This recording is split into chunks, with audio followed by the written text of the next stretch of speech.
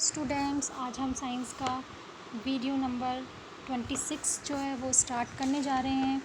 ठीक है, इसमें हम पाचन की प्रक्रिया के बारे में पढ़ने वाले हैं। पाचन तंत्र का जो संरचना है वो हमने पिछले वीडियो में पढ़ ली थी। आज के वीडियो में हम पाचन की प्रक्रिया के बारे में पढ़े हैं।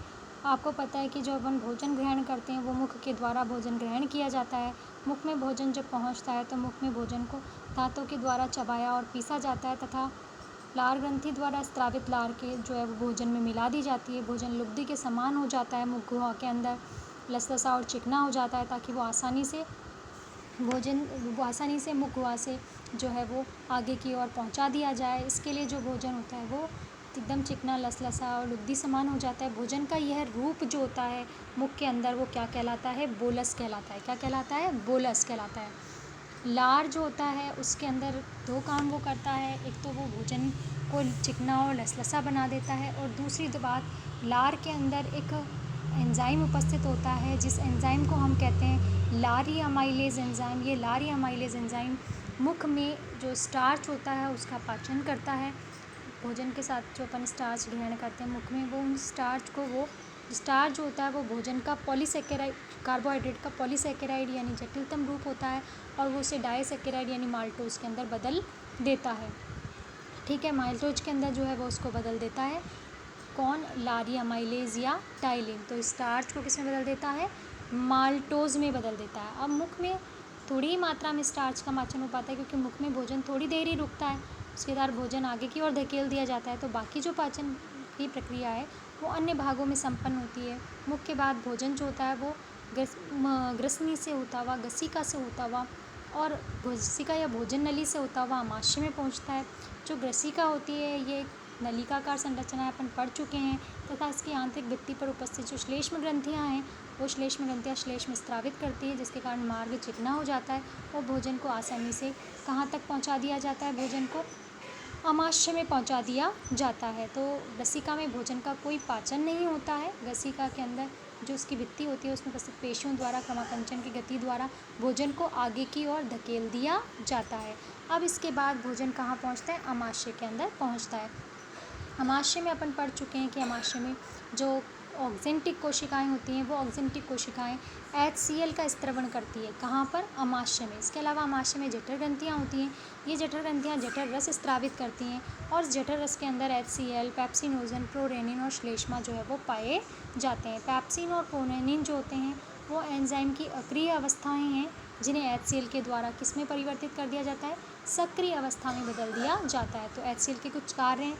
एक तो ये भोजन के लिए कैसा माध्यम प्रोवाइड करता है? अम्लीय माध्यम प्रोवाइड करता है, तथा इसके अंदर जो है भोजन के साथ आए हुए जो कुछ हानिकारक पदार्थ होते हैं, जीवाणु होते हैं, सूक्ष्म जीव होते हैं, उन्हें निराविशन का काम जो होता है वो भी कौन कर देता है? HCl कर देता है। उन्हें निराविशन का काम भी कौन कर देता है? HCl कर देता है। ठीक है, इसके अलावा HCl पेप्सिन और प्रोरेनिन को सक्रिय अवस्था में बदलता है, और जो श्लेष्मा होता है वो एंजाइम और हाइड्रोक्लोरिक एसिड से आमाशय की भित्ति को बचाने का काम करता है। श्लेष्मा के कारण डायरेक्ट एंजाइम्स और HCl जो है वो आमाशय की भित्ति के कांटेक्ट में नहीं आ पाते हैं। ठीक है,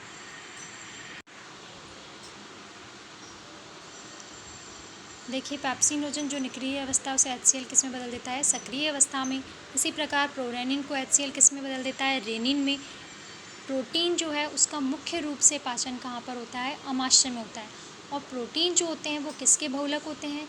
पेप्टाइड्स, पेप्टोन्स, प्रोटियोजेज जो होते हैं वो इनके अपघटक होते हैं प्रोटीन के। और पेप्टाइड अमीनो अम्ल मिलकर पेप्टाइड श्रृंखला बनाती है, और पेप्टाइड श्रृंखला की फोल्डिंग से प्रोटीन का निर्माण होता है। तो जब टूटेगा भी तो सबसे पहले उन्हीं में टूटेगा। तो ये प्रोटियोजेज और पेप्टोन जो कि प्रोटीन के अपघटक हैं उनमें ये टूटता है। इसी प्रकार दूध जो होता है उसमें केसीन प्रोटीन होता है, जिससे ये रेनिन एंजाइम जो होता है वो एक दही जैसे पदार्थ में परिवर्तित कर देता है, जिससे कैल्शियम पैराकैसिनेट कहते हैं। और ये जो पैराकैसिनेट होता है इसे भी पेप्सिन एंजाइम जो है वो पॉलीपेप्टाइड में तोड़ देता है। तो हमारे आमाशय के अंदर मुख्य रूप से किसका पाचन हो रहा है? हमारे आमाशय के अंदर मुख्य रूप से प्रोटीन का पाचन हो रहा है।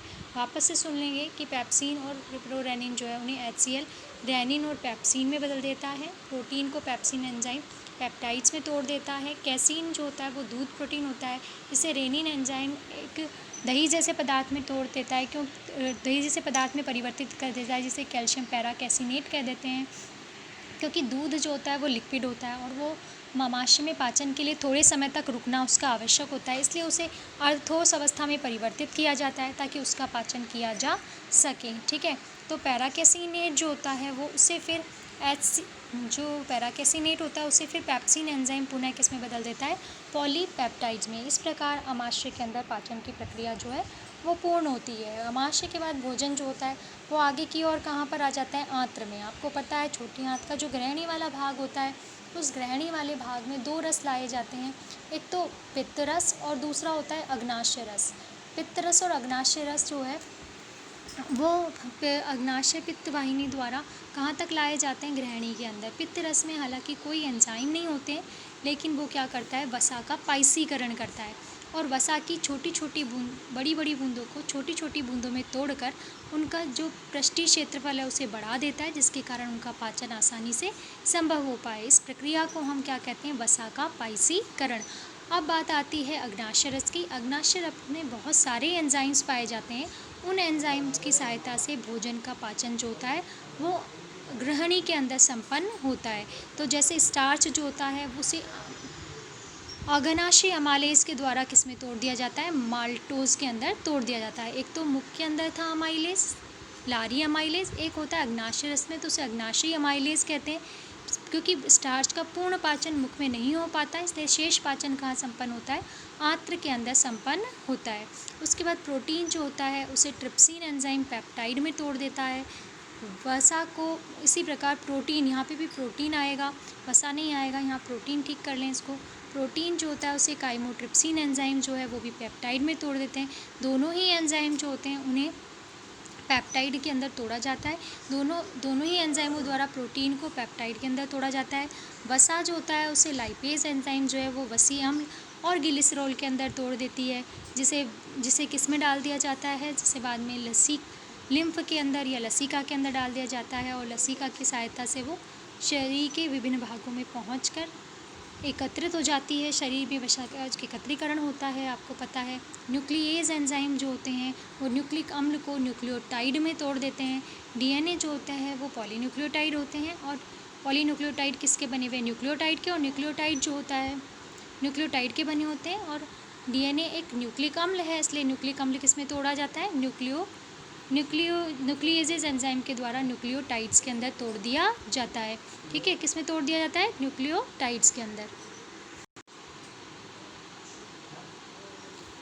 अब पेप्टाइड एंजाइम जो होते हैं वो कार्बोक्सी पेप्टाइडेज द्वारा जो है वो किस में तोड़ दिया जाता है, अमीनो अम्ल के अंदर। तो इस प्रकार जो है वो अग्नाशय रस के द्वारा भोजन का पाचन छोटी आंत में संपन्न होता है। अब छोटी आंत का जो दूसरा भाग होता है, इलियम वाला भाग, जेजुनम वाला भाग अवशोषण करता है और फिर जो बचा भाग जो होता है वो उसका पाचन इलियम के अंदर होता है। और इलियम के अंदर जो आंत्र रस होता है उसके अंदर उपस्थित एंजाइम जो होते हैं वो भोजन का पाचन करते हैं। जैसे माल्टोज जो कि एक डायसेकेराइड है, उसे माल्टेज एंजाइम जो होता है वो किस में चेंज कर देता है, ग्लूकोज के 2 अणुओं के अंदर तोड़ देता है। इसी प्रकार सुक्रोज को सुक्रेज एंजाइम जो होता है वो ग्लूकोज और फ्रैक्टोज में तोड़ देता है। ये सब डायसेकेराइड है जिन्हें मोनोसेकेराइड्स में तोड़ा जा रहा है।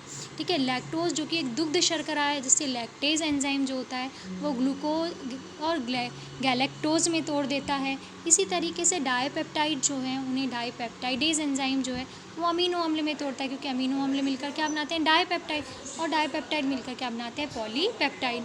न्यूक्लिक अम्ल को न्यूक्लियेजेज एंजाइम न्यूक्लियोटाइड्स में तोड़ते हैं और न्यूक्लियोटाइड को फॉस्फेटेज एंजाइम नाइट्रोजनी क्षारक और पेंटोज शर्करा के अंदर क्या करते हैं, तोड़ने का काम करते हैं। ठीक है, तो वापस देखिए एक बार कि जो माल्टेज एंजाइम जो होता है वो माल्टोज शर्करा को किस में तोड़ देता है, ग्लूकोज में, तथा सुक्रेज एंजाइम जो है वो सुक्रोज को किस में तोड़ देता है, ग्लूकोज और फ्रैक्टोज में। लैक्टेज एंजाइम जो होता है वो लैक्टोज को किस में तोड़ देता है, ग्लूकोज और गैलेक्टोज में। और डाईपेप्टाइडेज एंजाइम डाईपेप्टाइड को किस में तोड़ता है, अमीनो अम्ल में। न्यूक्लिक अम्ल जो होता है वो न्यूक्लियेज एंजाइम जो होता है न्यूक्लियोटाइड में, और न्यूक्लियोटाइड को फॉस्फेटेज एंजाइम नाइट्रोजनी क्षारक और पेंटोज शर्करा के अंदर तोड़ देते हैं। तो इस प्रकार पाचन की संपूर्ण प्रक्रिया जो होती है वो छोटी आंत के अंदर क्या हो जाती है, कंप्लीट हो जाती है। अब पित्त रस द्वारा पाचन की क्रिया मैं आपको बता चुकी हूँ कि पित्त रस में हालांकि कोई भी पाचक एंजाइम नहीं होते हैं। पित्त रस जो होता है वो यकृत में उपस्थित जो गाल ब्लैडर होता है या पित्ताशय जो होता है वो स्रावित करता है। पित्ताशय के अंदर पित्त लवण होते हैं, वर्णक होते हैं, ठीक है। और ये क्या करता है, पित्ताशय जो होता है ये वसा की बड़ी बड़ी बूंदों को छोटी छोटी बूंद में तोड़कर उनका जो है पृष्ठीय क्षेत्रफल जो है इसको बढ़ा देता है ताकि पाचन की क्रिया आसानी से संपूर्ण हो जाए। तो इस प्रकार छोटी आंत के अंदर पाचन की जो प्रक्रिया है वो क्या हो जाती है, कंप्लीट हो जाती है। अब क्या किया जाता है, भोजन का अवशोषण जो होता है वो किया जाता है। भोजन का अवशोषण, देखिए भाई, वो छोटी आंत का जो जेजुनम भाग है उसमें भोजन का अवशोषण हो जाता है पचन, और जिन भागों का अवशोषण जेजुनम द्वारा नहीं होता है उन पदार्थों का अवशोषण कहाँ होता है, इलियम के द्वारा होता है, ठीक है। अब जो अपचित भोजन होता है उस अपचित भोजन को छोटी आंत से कहाँ आता है, बड़ी आंत में। बड़ी आंत के अंदर उसमें से जल और लवणों जो हैं उनका अवशोषण कर लिया जाता है, और अवशोषण करने के बाद जो अपचित भोज्य पदार्थ मिलता है उसको कहाँ धकेलते जाता है, मलाशय के अंदर। और मलाशय जो होता है उसके द्वारा वो मल द्वार के द्वारा जो शरीर से बाहर निष्कासित कर दिया जाता है। तो बहिस्त्रवण जो प्रक्रिया होती है उसके द्वारा मलाशय के द्वारा अपचित भोजन को अस्थायी रूप से एकत्रित करा जाता है और उस पर तंत्रिकीय प्रतिवर्तों का नियंत्रण होता है, और मलद्वार द्वारा इसे शरीर से बाहर क्या कर दिया जाता है, बहिक्षेपित कर दिया जाता है। तो इंजेशन और बहिक्षेपण जो होता है उसे इजेशन कहते हैं। भोजन को अंदर ग्रहण करना इंजेशन कहलाता है, और इन दोनों को मिला दे तो क्या कहलाता है, डाइजेशन। इसलिए भोजन की प्रक्रिया को हम क्या कह देते हैं, पाचन या डाइजेशन कह देते हैं, ठीक है। तो इस प्रकार हमने पाचन की जो प्रक्रिया है उसको संपूर्ण कर लिया है। तो इस प्रकार हमने पाचन की प्रक्रिया को जो है वो कंप्लीट कर लिया है। अब हम अगला जो सिस्टम है वो पढ़ेंगे श्वसन तंत्र अगले वीडियो के अंदर।